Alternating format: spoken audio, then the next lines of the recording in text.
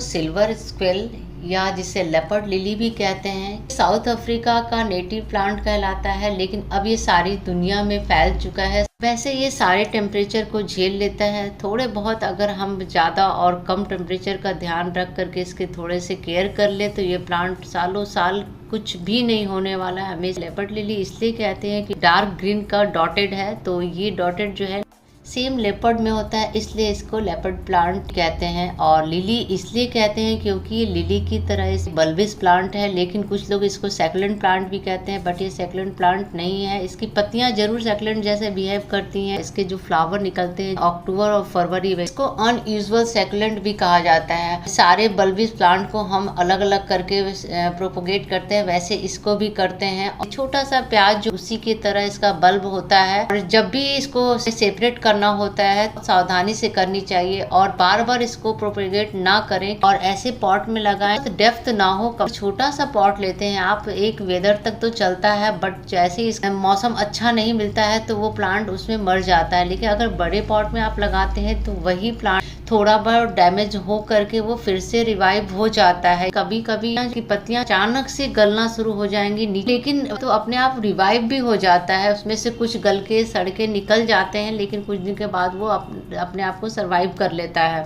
इसमें कोई खास फर्टिलाइजर की भी जरूरत नहीं पड़ती। इसमें जो फ्लावर होता है वो बहुत कम मात्रा में होता है, एक एक निकलता है, इसलिए इसकी पत्तियों से ही हमें काम चलाना पड़ता है। इसकी पत्तियों की ही ब्यूटी है, पत्तियां ही इसकी सुंदरता बढ़ाएगी आपके गार्डन की। और एक बात का और ध्यान दें कि इसमें जो है पॉट जो है हमेशा आप डिफरेंट पॉट ले, ताकि जैसे ये ग्रीन लुक में सारा है तो फिर इसको आप इसको मैंने इसमें येलो पॉट लिया है, तो इस तरह का एक कंट्रास्ट बना के रखते हैं तो ये प्लांट जो और भी सुंदर लगता है।